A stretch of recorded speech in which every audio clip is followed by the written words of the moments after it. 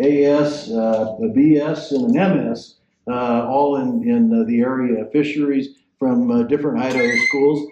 He started out working for the Idaho Department of Fish and Game as a creel technician, which maybe you can tell us what that is while you're talking about your program, because I've never heard of a creel technician before.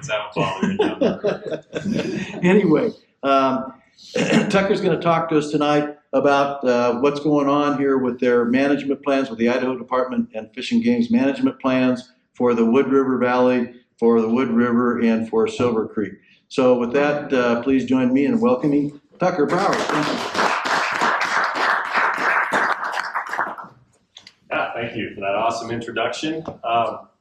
First off, I wanted to apologize. We were a little late getting here. We were in a training all day, interestingly in conflict management. Hopefully I don't have to use any of that training tonight. But if you guys have a bone to pick with me, I say something that pisses you off, please remember any issue you have is likely Mike's fault. So, like Bruce said, my name's Tucker Brauer. I'm the North District biologist here in the Magic Valley region. When I say North District, I kind of manage all of the fisheries north of I-84 here in the region, and that includes the Bigwood and Silver Creek. My talk tonight is primarily going to focus on the Bigwood, and that's just because, you know, most of the real interesting stuff I have to say is in regards to the Bigwood.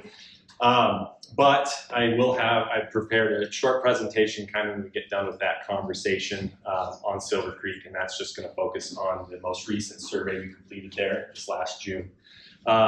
So like I said, I'm going to talk about the Bigwood first. We'll have a good discussion there. Hopefully you guys learn something, get some good information and a good dialogue going, and then we'll move into Silver Creek. So, and don't be afraid to ask questions about other fisheries as well. We're an open book here. So, now I'll address this. I realize that a lot of you in this room have probably fished the Bigwood for longer than I've even been alive, but that's not going to save you from a description of what the Bigwood looks like. So my talk tonight is going to focus on the upper Bigwood. And when I say that, I mean that section of the river upstream of Magic Reservoir. Now the upper Bigwood originates in the Smoky and Boulder Mountains here in south central Idaho, flows about 100 kilometers southward through Ketchum, Haley, Bellevue, before being impounded at Magic Dam. As you all know, the fishery itself, the primary fishery in the Bigwood is for rainbow trout. But there are also fisheries for brown trout and things like mountain whitefish, brook trout, etc. As I said, my talk is going to focus on the upper one. I totally realize, and you guys touched on this prior to my talk, there's a fantastic fishery below Magic Dam, but that is not going to be the focus of my talk tonight. Now, the Bigwood River has a long history of providing fantastic fishing opportunities, really, ever since this valley was founded. It's also had a pretty diverse management history. Management on the Bigwood has varied from very liberal harvest regulations to more restrictive harvest regulations, similar to what we have today. And each of those management strategies have produced very different fisheries. So I wanted to kind of walk you guys through the history of this fishery. Kind of the pre-1990 history, so 1990 being when the current regulation structure went into place here. Talk about the history of the fishery, what the fishery was back then, the management issues surrounding that fishery, and kind of what led to that big regulation change. Then we'll talk about what the current management structure has produced in terms of a modern fishery. Talk about issues today that we're seeing in the data and long-term trend data. And I'll give kind of a brief overview of what we plan to do with this fishery going forward. That includes plans for research projects and potentially shifting how we manage this fishery moving forward. So, starting with the history of this fishery. So I provided a little picture there. It's kind of hard to see in this smaller screen, but that is the regulation book from 1987. That highlighted section is all the regulations that regulated the Bigwood River from top to bottom. Okay, the Bigwood was under statewide general harvest limits, so we had 6 fish per day, no regulations restricting tackle, and really the only special regulation on the river was the closure meant to protect spawning fish during that April 1st to Memorial Day. Same thing we have today. Given that real liberal harvest limit, we also supplemented this fishery with a lot of stocking back in the day. Anywhere from 20 to 25,000 hatchery rainbow trout, catchables, in that range, were stocked into the fishery to provide some relief to that wild trout fishery and just provide more harvest opportunity to anglers.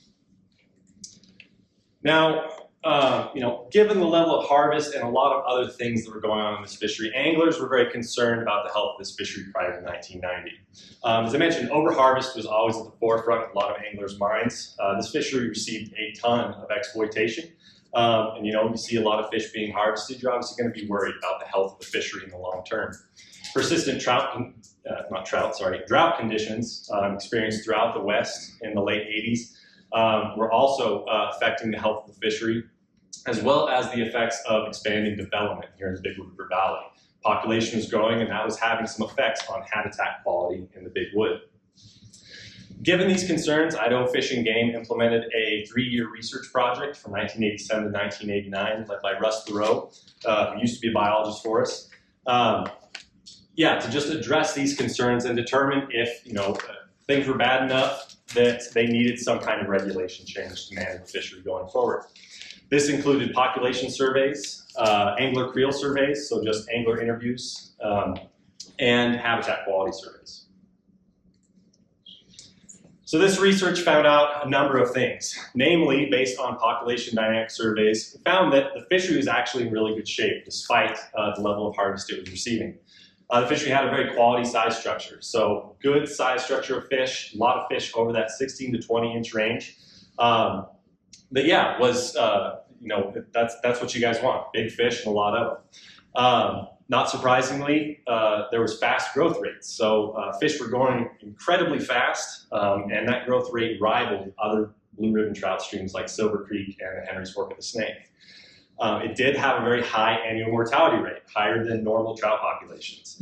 And that was based on that high level of angler exploitation, which varied from anywhere 30 to 90% depending on the section of stream in question. So very high level of mortality. Interestingly, that mortality, that fishing mortality that was occurring was mostly happening on larger fish over 12 inches. So people were keeping a lot, and a lot of them were larger fish. The main thing that this research found, though, was that the population maintained an adequate level of recruitment, so enough replacement was occurring within the fishery to maintain that level of harvest moving forward. Creel surveys also provided a lot of great information from that survey. They found that on average, based on creel surveys in 87 and 88, I believe it was, that the Big Wood was estimated to receive about 60,000 angler hours per year. It's kind of hard to guess that's a lot without context. So for context, Silver Creek, during our last creel survey, we estimated the annual use there at 30,000 hours per year. You know how much Silver Creek gets used. So the Big Wood was being fished a lot. As I mentioned, high exploitation rates. And it was a pretty diverse fishery in terms of angler demographics. We had about 50-50 split between bait anglers and people using things like flies and artificial lures. So a busy fishery and a diverse one. Despite all that, the satisfaction with the fishery was pretty high. Those creel surveys suggested that about 81% of anglers that we interviewed actually rated the fishing from good to excellent. Despite that satisfaction, 89% of anglers supported more restrictive harvest regulations if that produced more larger fish. So imagine that, a bunch of anglers wanted more bigger fish. Who'd have thought? But 60% of anglers indicated that harvest still remained a very important aspect of their fishing experience. 40% of anglers even went so far as to say they'd quit fishing the Big Wood altogether if harvest was done away with. So you can imagine, it's kind of a management headache. We have conflicting things. We have a very busy fishery, a lot of different angler groups in there, a lot of different values. So, why did we land on where we're at today with regulations? Well, unfortunately, prior to this research really finishing, public pressure mounted to the point where our commission was forced to make a decision on the issue. That decision went through a lot of iterations, including some litigation from different angler groups, and we settled on the regulations that govern the fishery today. And those regulations went into place in 1990 with the intent to maintain the wild fishery in the system and still provide some limited harvest opportunity.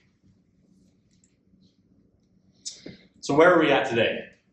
So I'm sure, I assume everyone in here has probably fished the bigwood recently. So you guys know the regulations. But today we manage the bigwood, what I like to call regulation mosaic. If you think back to that first picture I put up of the old regulations taking up about 3 lines in the regs, that's our current regulation. It takes up almost a full page on its own. We manage the fishery in 4 separate regulated sections, not including the tributaries and below magic. So really, the bigwood's managed under 6 separate regulation sections. That includes general regulation sections where we limit harvest to 6 fish per day, no tackle restrictions. We have a catch and release only section. We also have a slot limit section where fish harvest is limited to 2 fish, none between 12 and 16 inches in length. Kind of sprinkled in there are various different seasonal closures and other small regulations.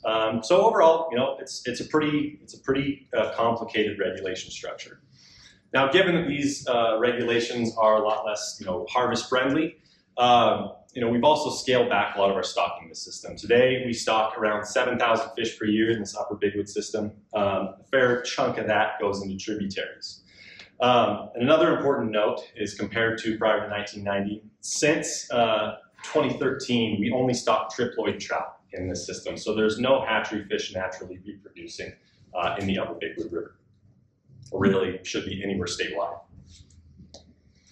Tucker, before this regulation came in, were the fish that the hatchery fish were putting in, were they putting them in all throughout the river system? Yes. Yeah, we stock this very heavily, kind of anywhere we could back a truck up, we were stocking fish. But yeah, no, good question. So how we monitor this fishery and evaluate these regulations, kind of keep our finger on the pulse of the bigwood. Since 2006, we've implemented a standard sampling program where we do triennial surveys, meaning every 3 years we complete essentially the same survey. We have 3 standard survey sites, 1 kilometer long each, that represent the 3 uppermost regulated sections. So one we call the Boulder Reach. Up there is this. I can't, no, it doesn't show up on there. But the Boulder Reach, which is up by Bigwood River Campground, that represents the general regulation section. The Gimlet Reach, which is just outside of town here, near Gimlet Subdivision, that represents the catch and release section. And then we have the Haley Reach right by Lions Park, which represents the slot limit section. So using these standard sites, we monitor long-term trends in fish density. And then we also collect data during those surveys to monitor things like mortality rates, growth rates, and other demographic rates within the fish population. We also monitor angler exploitation. Some of you may have heard that we were out here this last spring tagging fish in the bigwood. Yeah, we're doing that, tagging fish with our T-bar anchor tags as part of our tag grid system. Based on the tag returns from that program, we can estimate the number of people, or the total amount of use occurring in the system, and the total amount of angler exploitation, so people harvesting fish. We can get a good estimate on that. And lastly, we've done a few creel surveys off and on in the system over the years, with the most recent and comprehensive occurring in about 2007, where we did a season-long rodent creel survey up here. And again, that's just creel technicians, like what I did in my first job. Go out, contact anglers, you're collecting things like catch rates, harvest rates, and in a lot of cases, we're doing interviews to get angler opinions on how the fishery is managed and your value set. So now I got to share some numbers with you. So here I've got a graph indicating since that the standard sampling occurred. So in 2006 all the way through 2021, each one of those sets of bars represents a survey year. Each color represents one of our sampling sites. So black is that Haley Reach, so the slot limit section. Gray is the Gimlet Reach, catch and release section. And Boulder is the white, and that represents our general regulation section. This is measured in total fish density, so the number of fish per kilometer that are over about 4 inches in length. So as you can see from moving left to right here on the graph, from 2006 to 2012, we had very, very consistent levels of fish density in the bigwood. In the case of Haley and Gimlet, that averaged around 1,000 to 1,200 fish per kilometer, which is pretty damn good. Boulder was lower, you know, the habitat's not as great up there, we had less fish in general, but again, those were pretty consistent. Now you look in the last 3 surveys we completed, so 2014 through 2021, which was the last one we did. You can see that densities in the river have increased dramatically. So over that 7-year time frame, in the case of the Gimlet and Boulder reaches, we've seen densities more than double. And in the case of the Haley Reach, we've seen densities quadruple, from about 1,000 fish per kilometer to 4,500 fish per kilometer in that last survey. So probably thinking, you know, as an angler, this is awesome. More fish to target, fishing's gotta be better, right? It's not necessarily the case. Our data shows that this increase in fish density is coming at the expense of size structure. So, you know, I'm not saying that there's not, you know, quality size fish in the Big Wood, but in relation to the whole population, we're seeing more and more fish in that 4 to 8 inch size range. So here I've provided our size distribution up from our surveys, starting back. The top panel there represents our 1987 surveys. So that was that original research in the system prior to the regulations going into, new regulations going into effect. Second panel there is 2006. So when we first started our standard sampling program, all the way through 2014, where we started to see that real growth in density. And then 2021, our most recent survey. Look at that highlighted section and, you know, think about what you see there. We're seeing a huge portion of the population shifting towards just small fish. We have a ton of them, but they're not growing, okay? The majority of those fish are in that, you know, basically less than 8 inch size class. Another way to think about this, if you can read it, on each of those panels I have a thing called PSD equals some numeral. PSD is proportional size distribution. It's a way that we assign a number to a size distribution, just an easy way to kind of visualize things. In the case of 1987, our calculations suggest a PSD of 12. Now what that means is 12% of this fish population is above a given size. For rainbow trout, we use what's considered quality size. You know, from all sorts of data all over the country, we estimate what an angler considers a quality size rainbow trout. That's 16 inches in length. So in this case, in 1987, at a PSD of 12. So 12% of that fish population was above, at or greater than 16 inches. And that included, as I mentioned, a lot of those fish were exceeding 20, even 24 inches in length. Now, if you go on down those panels, you can see in 2006, PSD was at 6. So suddenly we're at half the proportion of that population previously at that 16-inch size level. 2014, PSD reduced again, halves to 3.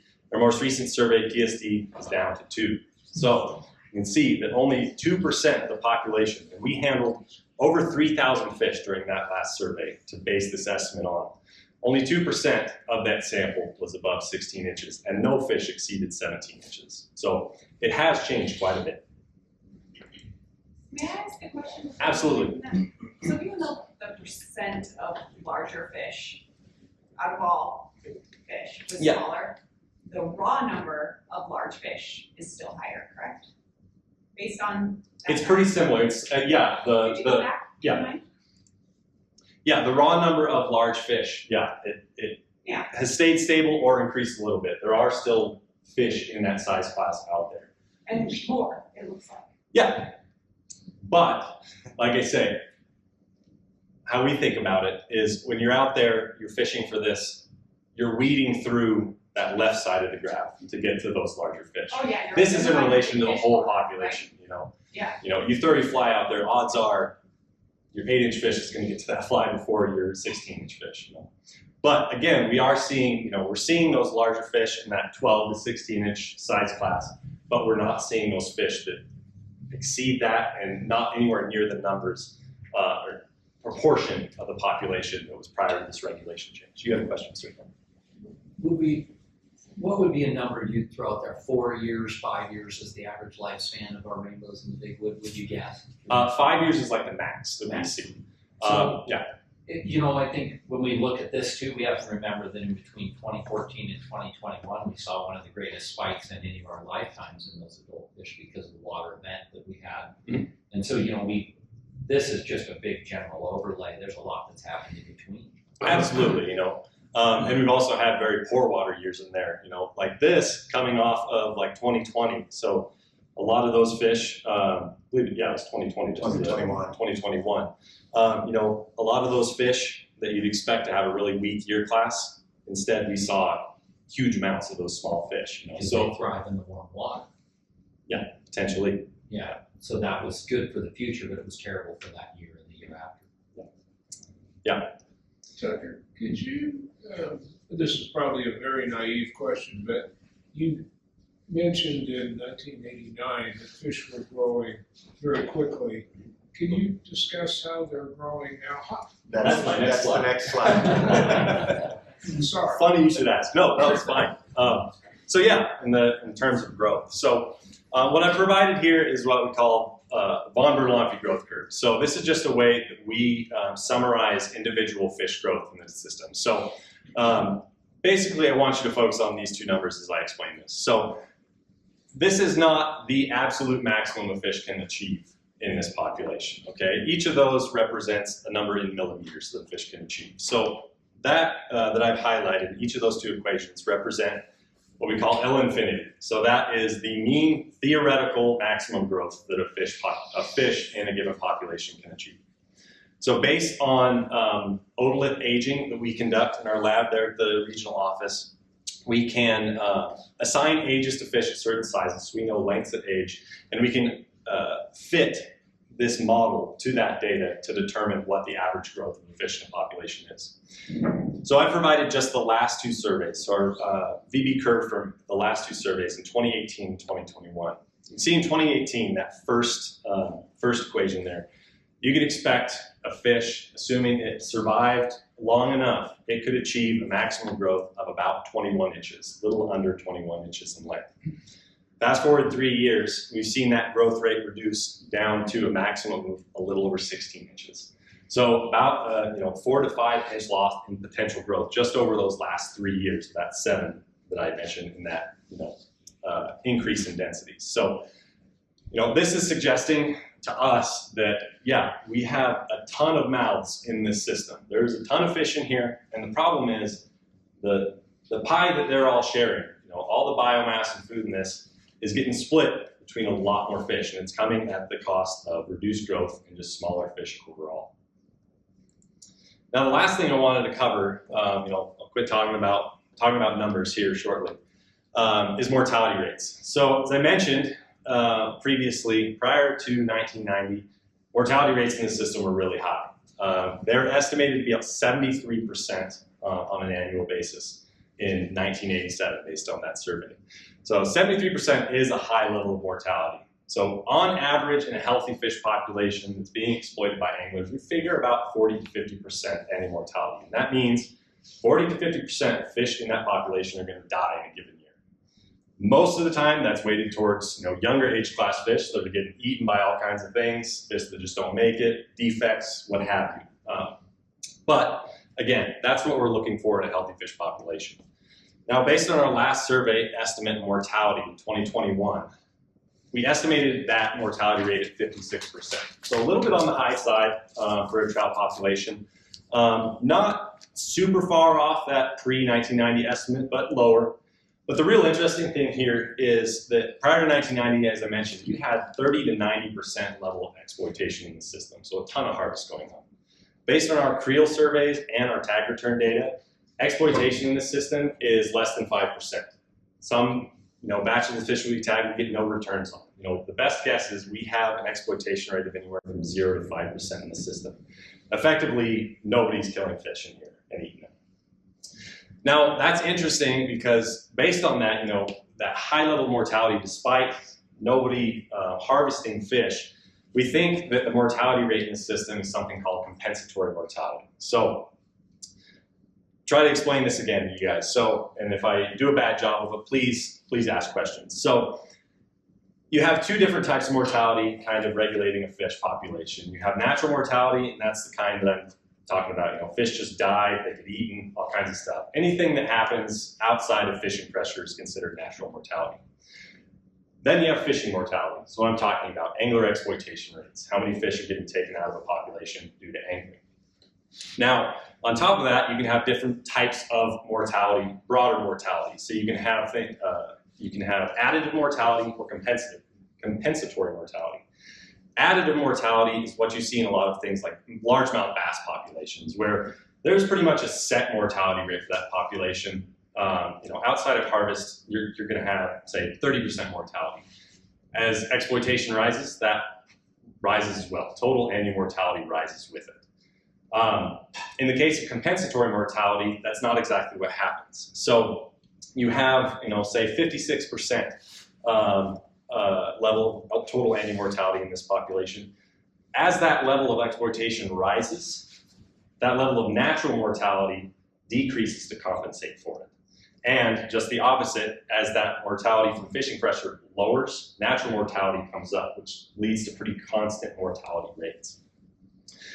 Essentially, what I'm trying to get at with this is that compensatory mortality populations can support a higher level of harvest because of that kind of interplay between natural and fishing mortality.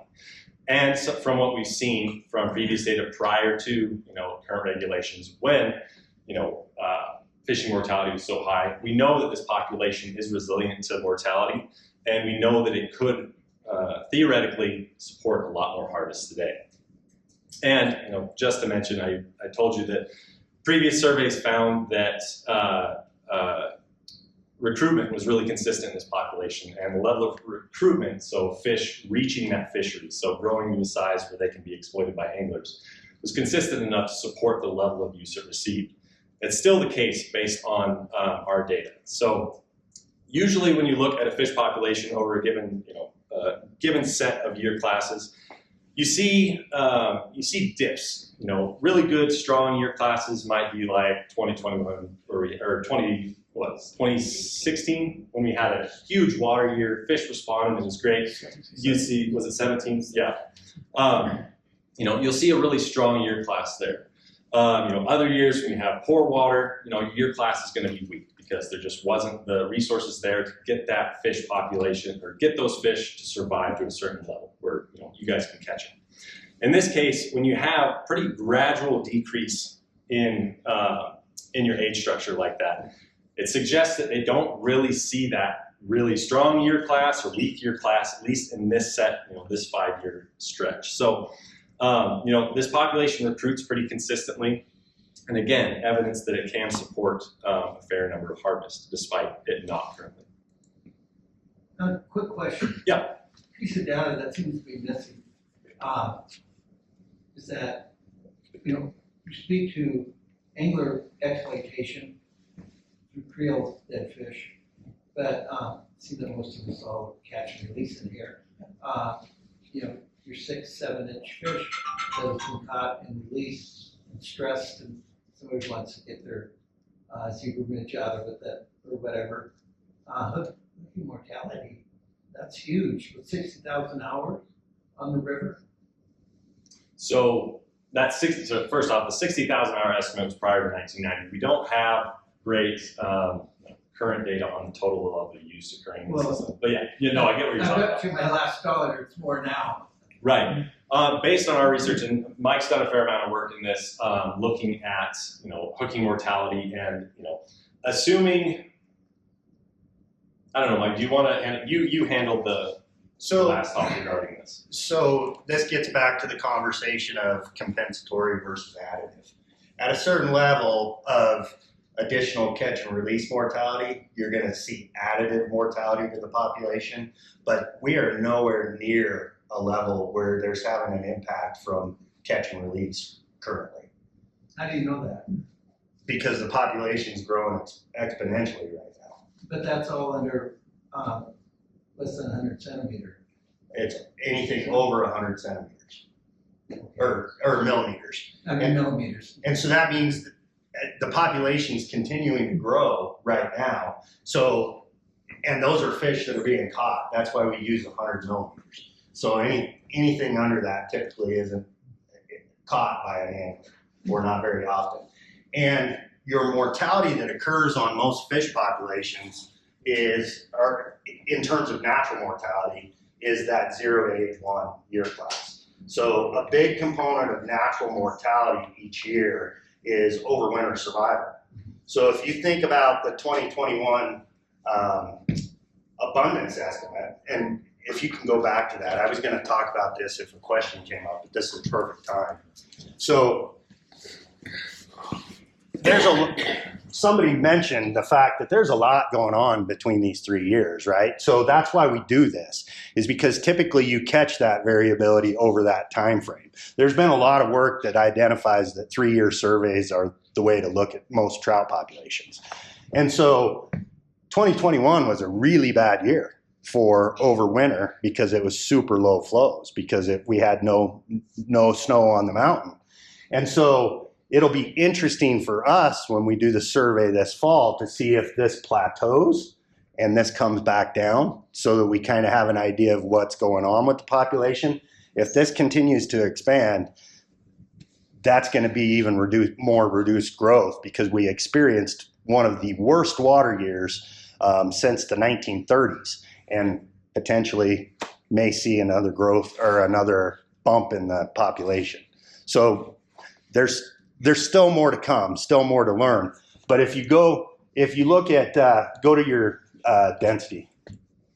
So if mortality on small fish was a problem, we probably wouldn't be seeing the high abundance, and we wouldn't be seeing them in these year classes. You might see a few more fish growing bigger because they're not in a bottleneck for resources. They might grow a little faster, but these things are present, and they're out there in high numbers, almost too high for the fishery right now. As far as carrying capacity of the system. Correct. And there's different ways for us to increase carrying capacity. One of the things that Tucker's mentioned is harvest, but changing habitat, improving habitat increases carrying capacity as well. Go ahead. I guess I'm asking this to see if I'm understanding compensatory versus added, is that correct? Yeah. Maybe I'm assuming incorrectly because I didn't understand it, but if I'm understanding it right, if we choose to go catch and release more than catch and kill regulations, if they're balancing in terms of predation, aren't we feeding the riparian ecosystem? We're feeding otters, we're feeding osprey, we're making more biodiversity by making fisheries catch and release, because if we're consuming that amount that would have been compensated in mortality, I mean, right down to beneficial bacteria in the substrate that break fish down maybe.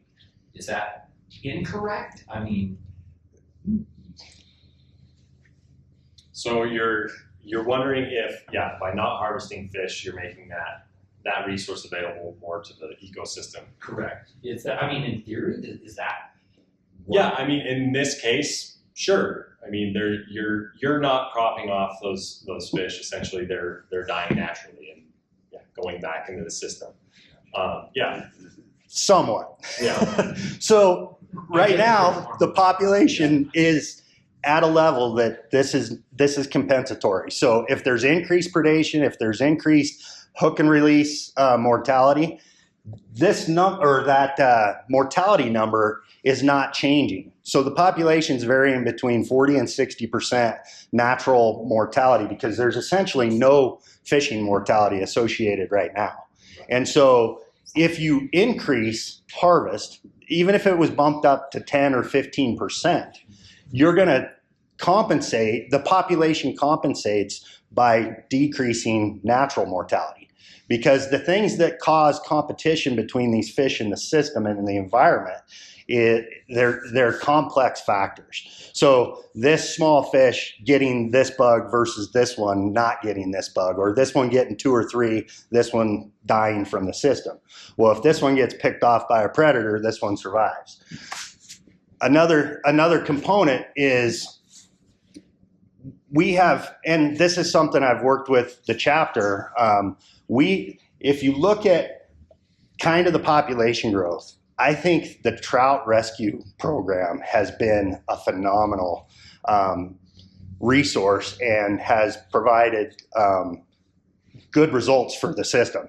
Those are fish that would have died. So the natural the compensation that occurs, those fish would have been out of the system. And so Down like Glendale bypass. correct, all of that. And so for us to get a better look at what's going on in the system, go back to your population. I'm sorry, I didn't mean to Nope. track with that. The other way. The other way. The other way. Okay, there we go. There you go. So I've worked with Ed to put those fish in downstream, down by Stanton Crossing for this year, so that we can get a better grasp on whether or not this is a result, specifically in the Haley Reach. If this is a result of the trout rescue program, or if this is a result of the population expanding. And by putting those 15,000 fish a year down the system, we're going to be able to see whether this flattens off, whether or not 2021 was a poor over survival year, because those fish will be missing when we do our aging data. And we're going to be able to learn some additional answers to some of these questions. You know when the rescue started? Right about here, 2011. Yeah. Or even maybe a little bit before that. Okay. And this, I don't want to change the rescue program. No, I think this is a tremendous. well with us. It's just we didn't put them in this year because of the numbers and because of what they're looking at, so that we can work with them and not over-influence what's happening. Yeah, we want to know if this is real, if this expansion is real. And that's one of the things that, you know, there's another thing that happened between 2011, actually it was in 2013, which could have potentially led to this. We had the fires. So the fires, the sediment input, sedimentation, while at the time is a bad thing, it provides a lot of nutrients to the system. And so that nutrient increase could have provided some additional biomass in terms of bugs and other things that could have spurred on some of the population growth as well. So the thunderstorm after the fire went out, caused all the ash and stuff to come down, and you couldn't walk on the rocks, they were so slippery.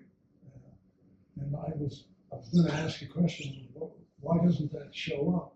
But you're coming up with it. So that's There's one a lot of good that came with it that we didn't see as good. And we see at the time it's not perceived well, because it can lead to a fish kill, right? Because sedimentation, if they don't have places to pull out of the river and get clean fresh water, that can be a problem. That can lead to a mortality event. In this case, we didn't observe it. We never got reports from anglers that there were dead fish in the system. It appears like, while it's a bad thing and it looks bad on the side of the mountain, there was potentially some additional nutrients that were put in the system. None of these things are super easy. They're all complex and intertwined. Predation, you know, in terms of Silver Creek with pelicans, and, you know, here, just everything is not super easy to understand. And one of the most difficult things for us to explain to people is compensatory mortality versus additive. Because compensatory, if this one dies, this one and this one may survive. And that's kind of the easiest way that I've came up with to explain that to people. Thanks for that. Yep. You had a question back there. Yeah. So, to partially address this, but do you guys have population density rates for aquatic invertebrates, terrestrial insects, or predators, and do like a prey predator with ecological overlay, type stuff? No, so we don't. Fish and Game does not monitor those things. I believe DEQ does do some sporadic sampling of invertebrates and whatnot, but no, we don't have that information as of yet. One thing that the graphs suggest, I mean, I take the point that the stream's got a maximum carrying capacity, and you can't exceed that. But that suggests the carrying capacity of the stream has gone up. Potentially because of nutrient input from Right, exactly. fires. Yeah, that's just a possible explanation. But if that's true, then that suggests that the additional year groups are going to benefit from that.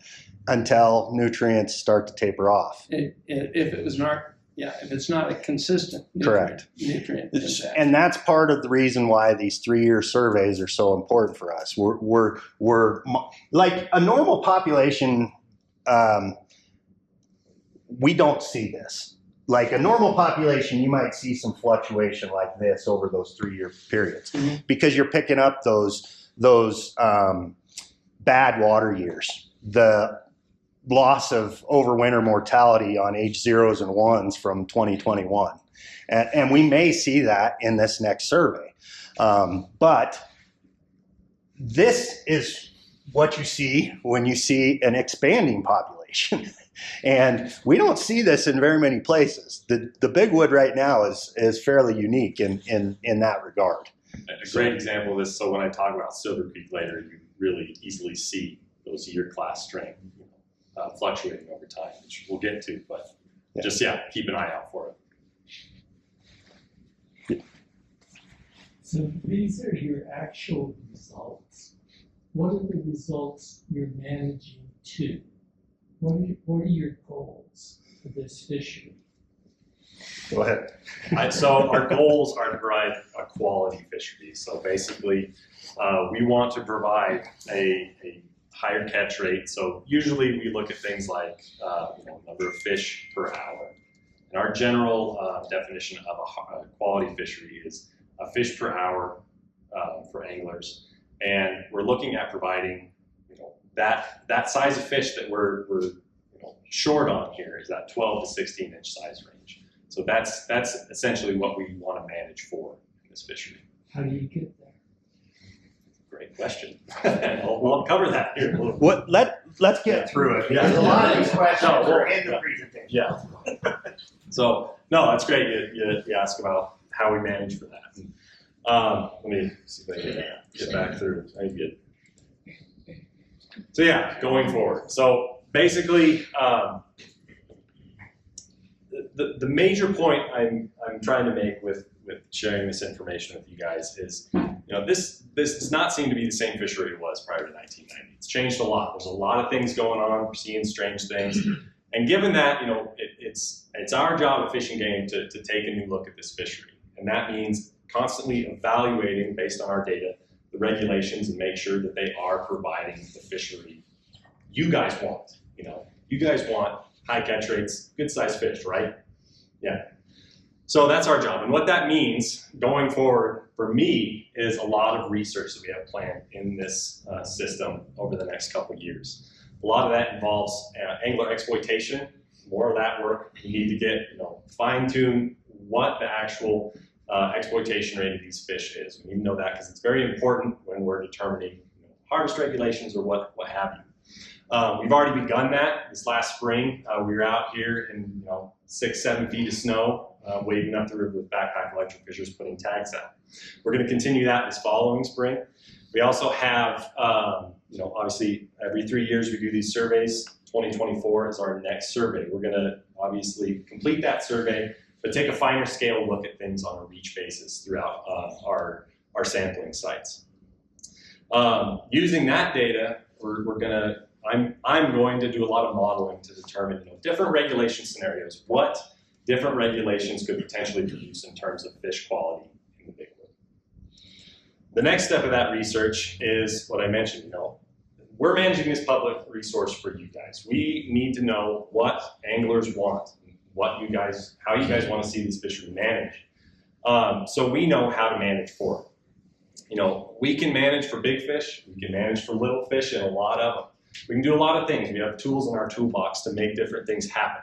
But obviously we have to collect that information, and that comes through angler creel surveys. So over the next season, that's Memorial Day weekend through the following March, we have a very large effort to complete a roving creel survey. So We're gonna have creel technicians out here throughout that period, regularly surveying anglers, collecting good information like catch rates, harvest rates, things like that. But it's also gonna include angler opinion surveys. So we're gonna be asking pointed questions to figure out, again, what your guys' values are, what you wanna see, what you don't wanna see change, things of that nature. The next step in that process, as I mentioned, when these regulations went into place in 1990, very contentious issue. We do not want to, we don't want to have that again. If we find that this fishery could do some good from some changes in the regulation structure, we're going to leave that decision up to you guys. How we're going to do that is we're going to form an angler working group. So this is a model that we've used for things like salmon and steelhead season setting up north. It's been very successful. What that means is we're going to be taking representatives from the angling public. I'm sure Hemingway TU will absolutely have a representative or two on that working group. But it's going to be selecting people with different value types that utilize this resource. We're going to bring you guys together, and using the science as a guide, we're going to have some sideboards. The big one that we'd like to achieve if any regulation change happen, we just want to simplify things. As I mentioned, we've got a whole page dedicated to bigwood. We don't think that's necessary. We think we can simplify things and still provide a quality fishery. But using sideboards like that, there's certain things that are going to be impossible, certain things are going to be easier to accomplish, but we're going to set the stage and allow that working group to make the decision for us. We're going to leave it up to you guys to set the regulations in the system. So, I was going to mention something. By make the decision for us, that is what we are going to present to the public. And then the public will decide whether or not it moves forward at all. Yeah, so we're going to come up with, like I said, we recommend a regulation change if we do, and that gets scoped to the broader public. So Mike, thank you for adding that. But yeah, When next scoping process is. Oh, good point. So we do regulations on a 3-year cycle. The next regulation setting period is 2025. So we'll start scoping rules for that in 2024. We are not planning on anything like this to do with the bigwood in the next regulation cycle. So that would mean this would apply to regulation scoping for the 2028 through 31 Yes. portion. Yeah. And the reason for that is because it's going to take a few years for us to collect this data, to put the work group together. It's going to be a full year process with the work group, with a moderator or facilitator to kind of keep things moving forward and in line. As he mentioned, we will provide sideboards and be there for technical assistance for that group. But that group will basically be the one that says we'll collaborate and develop what likely moves forward with the public, what we will put in front of the commission, and what the public will say yay or nay to. Yeah, is that process track with everybody? Kind of good idea? Okay. Yeah, and the last thing I put up there, this corny ending to the presentation. The end goal of this is pretty simple. We want, I'm a fisherman too. I want the same thing you guys want. I want quality fisheries throughout the region. And that's the end goal. We want to produce that, but we want to do it, in a way that benefits everybody. We want, simpler regulations, inclusive regulations, the ones that produce, those nice fish that everyone likes to catch. So, yeah, that is all I've got. And any more questions? Everybody. I think you had your hand first. 2 questions. One, are you gonna put out the regulations in Spanish? Great. The state of Idaho's legal language is English. We cannot do that. But we can support, we can review those regulations, such as 5B anglers, put those out on their website. We can do that. We have supported Trout Unlimited putting up those signs along the river corridor at many of the access sites. If folks would like to pursue that with their legislators and make that change possible, we have no problem with producing that type of regulation. Yeah, you might just mention too, the 2 ways that you can only, the legislature has to approve some changes, like, so in my understanding is that when you put a scoping process and you wanna make a change together, you can't make it just based upon, here's what the public wants, and here's what the science, all this, the stuff that has science to do with it, you can present, and the legislature doesn't have anything to do with it. But if it's something that's social, you have to get approval of the legislature too, is that correct? So there's a difference between negotiated rulemaking and the regulation or season setting process. Right. Seasons and rules are developed by or approved by the commission, not by the legislature. So if there's something in Idaho code or Idaho statute that needs to be modified because anglers or sportsmen bring those thoughts or ideas to us, there's a process that we go through each year on different sections of administrative rules, and then that's presented to the legislature for approval. Okay, You haven't mentioned anything about habitat at all. And obviously, one thing we'd like to see is more of the 60+ fish. And you're talking about the effect of regulations. What about habitat? Can you address that? Let you take a step first. Yeah, so we don't have great long-term habitat data like we do. We know that habitat is better these days than it was prior to, but no, we don't have great habitat. And that is a total kind of black hole as far as our data is concerned. There is a lot of work that's being done in the system, and we provide technical assistance for a lot of those projects that come across our desks, and we sit in and participate in some of those meetings. An example is we have a project that we just received $1.9 million from a water smart grant for doing some habitat work on Loving Creek on Silver Creek.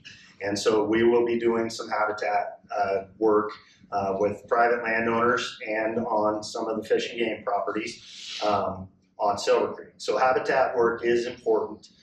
Unfortunately, the state doesn't have a pot of money for habitat work. We did just hire somebody that is writing grants for the state so that we can potentially do more resident type fish habitat work. The anadromous side of things, Bonneville Power Administration funding, there's all kinds of habitat work in anadromous fish waters. But on the resident side, that money's not out there or not very abundant. It's more abundant today than it was a few weeks ago. Absolutely. I think you back there have. What is the economic value of this fisheries? Fishing? So there was a survey, the last one that was done was in 2011. There were some statistical issues with that survey, but within the Magic Valley, it was the second ranked economic fishery. Silver Creek and the Big Wood, actually, they would have been 1 and 2. But number 1 was Salmon Falls Creek Reservoir because of some skewed data that came in. One guy bought an $80,000 walleye boat and a new pickup.